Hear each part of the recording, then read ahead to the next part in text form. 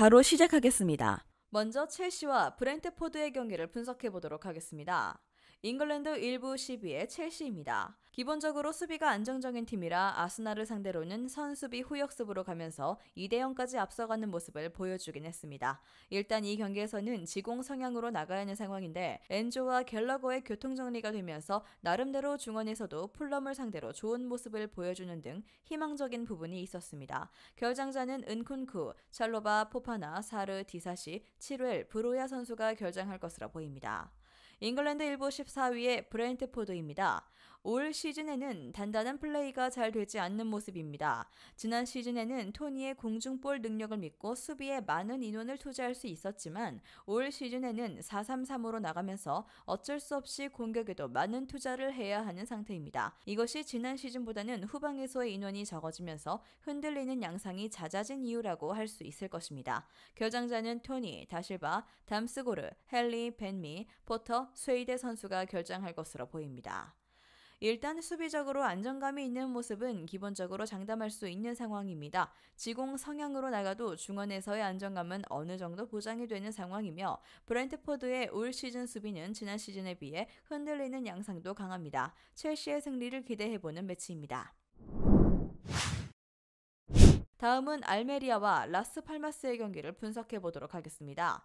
스페인 1부 22의 알메리아입니다. 의외로 라스팔마스를 만나는 경기에서는 할만한 요소가 있을지도 있습니다. 일단 화력이 생각보다 좋다는 점을 들 수 있는데 수비적인 리스크가 심각하긴 하지만 동적으로 움직이면서 득점력은 생각보다 괜찮습니다. 지공을 철저하게 추구하는 라스팔마스의 득점력과 공수 전환에서의 이점은 알메리아가 되려 빠르다고 볼 수 있을 것 같기도 합니다. 결장자는 로베르톤, 푸빌리, 수아레즈, 곤잘레스, 코네, 아키에메 선수가 결장할 것으로 보입니다. 스페인 1부 11위의 라스팔마스입니다.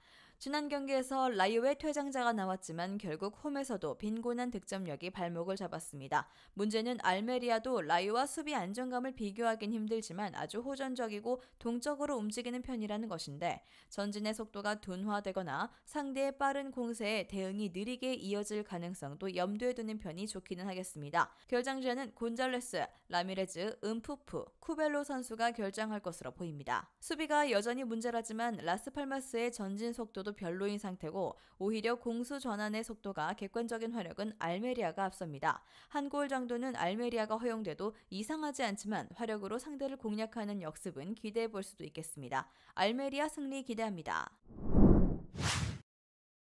다음은 사수올로와 볼로냐의 경기를 분석해 보도록 하겠습니다. 이탈리아 1부 13위의 사솔로입니다. 사솔로의 문제는 기복입니다. 올 시즌 중원에서의 견고함이 장점이라고 보기는 어렵고 이로 인해서 상대의 박스한 슈팅 저지가 1차적으로 안 된다는 것이 문제입니다. 중원에서 안 풀리는 날에는 지난 라치오전처럼 공격에서 박스한 진입이 안 되면서 베라르디와 로리엔테의 개인 기량에만 맡겨 하는 상황에도 자주 직면할 수밖에 없습니다. 문제는 볼로냐는 기본적으로 중앙 전력이 괜찮은 팀이라는 것입니다. 결장자는 비티, 엘리케, 오비앙 선수가 결장할 것으로 보입니다. 이탈리아 1부 8위의 볼로냐입니다. 지난 경기에서 이긴 프로시노네가 사수올로와 비슷한 단점을 공유한다는 점이 포인트가 될 수 있을 것입니다. 두 팀이 모두 슈팅과 함께 박스 안에서의 슈팅 제어에도 미숙한 모습을 꽤 자주 보이는 편이고요. 이를 감안하면 지르크지나 최근 폼이 좋은 오르솔리니도 나름대로 할 수 있는 것이 많을 것입니다. 넘버 9의 파괴력이 떨어진다는 단점도 많은 슈팅으로 커버할 수 있을 것입니다. 결장자는 수마우로, 루쿠미, 포셰 선수가 결장할 것으로 보입니다. 일단 사솔로가 올 시즌 중앙 라인이 견고한 팀을 상대로는 고전할 수밖에 없는 구조입니다. 이미 사솔로와 비슷한 프로시노네를 볼로냐가 제법 화력을 잘 투사하는 모습을 보여주기도 했는데 볼로냐의 중원은 사솔로와 비교하면 견고함을 보장할 수 있는 정도입니다. 볼로냐의 승리를 기대해보는 매치입니다. 다음은 아스날과 셰필드의 경기를 분석해보도록 하겠습니다. 잉글랜드 1부 3위의 아스날입니다. 선수들의 개인 기량으로 어떻게든 좋지 못한 경기력을 커버하고 있는 양상입니다. 지난 경기에서도 제수스의 활약으로 세비야의 수비를 돌파하는 데는 성공했지만 조르지뉴의 압박 대응 문제와 라야의 킥미스 등 선수단의 집중력이 생각보다 많이 떨어져 있는 모습을 보이기도 했습니다. A매치 주간 주중 챔스라는 일정이 제법 결정타가 된 듯하기도 합니다. 결정자는 팀버 파티 선수가 결정할 것으로 보입니다. 잉글랜드 1부 22의 세필드입니다. 셰필드의 특기는 라인을 철저하게 내리고 중원에서의 거친 플레이로 상대의 화를 유발하는 것인데 생각보다 지친 아스날을 상대로 제법 중원에서의 답답함을 유발할 수는 있겠습니다. 문제는 이 플레이 때문에 긴 추가 시간에 한 방을 허용하는 빈도도 너무 높은 상황이고 오픈 플레이에서의 빈곤함 때문에 이 플레이 자체로 승리를 가지고 오고 있는 양상은 아니라는 것입니다. 결정자는 로우, 제비손, 데이비스, 오스본, 발독, 쿨리발리, 오슬라, 바샴 선수가 결정할 것으로 보입니다. 일단 개인 기량에서 앞서면서 어떻게든 승점을 따올 순 있을 것입니다. 하지만 셰필드의 짜증을 유발하는 플레이나 최근 나오고 있는 아스날의 실수 등 아스날이 현 상황에서 셰필드를 압도적으로 이기지 못하더라도 이상한 상황은 아니라고 보는 편이 낫겠습니다. 아스날 승리 예상합니다. 다음은 본머스와 벌리의 경기를 분석해 보도록 하겠습니다. 잉글랜드 1부 19위의 본머스입니다. 지난 경기 패배에서 얻을 수 있는 것이 있다면 쿡이 퇴장당하기 전까지는 상대의 중원을 압박하는 모습이 제법 괜찮았던 것입니다. 번리가 철저하게 지공을 추구하는 편이라 이라올라 감독이 라요 시절부터 쓰던 강한 전방 압박으로 상대의 전진을 막고 턴오버를 유발해서 솔랑키에서 가는 찬스를 늘려서 부족한 결정력을 커버하는 방식을 채택해 볼 수 있을 듯합니다. 결정자는 프레드릭스, 마르콘데스, 아담스, 쿡 선수가 결정할 것으로 보입니다. 잉글랜드 1부 18위의 벌리입니다.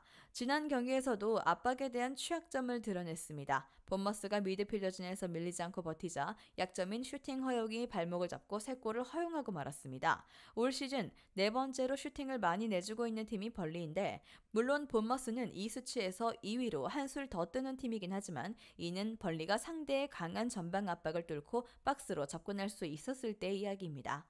결정자는 오바페미, 구두문드손, 에크달, 벤손, 로버츠 선수가 결정할 것으로 보입니다. 번리가 플랜을 지공으로 쓰고 있는데 지난 경기에서 본머스가 나름대로 중원 압박에서 좋은 모습을 보여주었기에 나름대로 상대 전진을 억제하면서 턴오버를 유발하는 식의 운영을 생각해 볼 수 있는 편입니다. 지난 경기에서 브렌트포드가 비슷한 방법으로 벌리를 잡아내기도 했습니다. 본머스의 유리함을 기대해보는 매치입니다.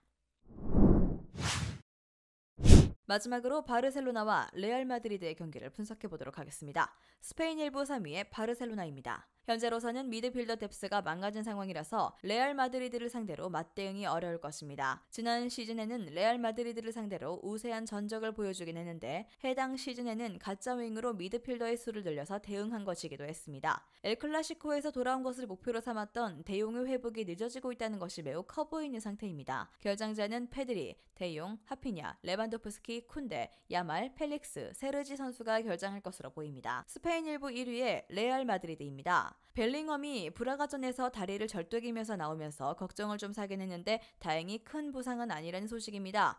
여전히 호드리고가 아쉬운 상황에서 벨링엄의 존재는 절대적일 수밖에 없습니다. 일단 올 시즌에는 미드필더의 숫자를 최대한 확보를 해놓고 플레이를 하는 편이고 상대의 미드필더 뎁스가 박살난 상황임을 감안하면 원정이긴 하지만 우위인 쪽은 레알 마드리드가 되지 않을까 싶습니다. 결정자는 쿠르투아, 밀리탕, 호셀루 선수가 결정할 것으로 보입니다.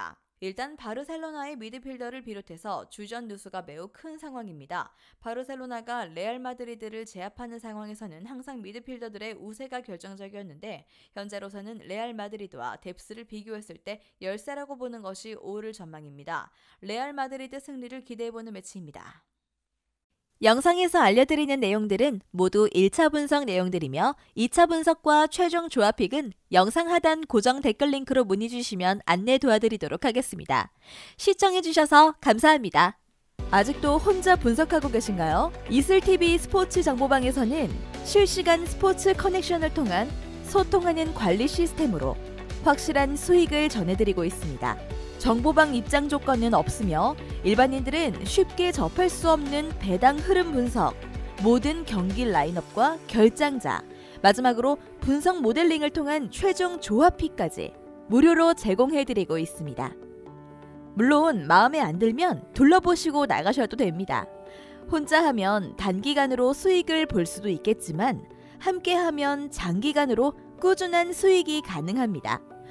정보방 무료 참여하시고 꾸준한 수익을 원하시는 분들은 영상 고정 댓글 링크로 문의 주시면 안내 도와드리겠습니다. 늦지 않았습니다. 함께 합시다.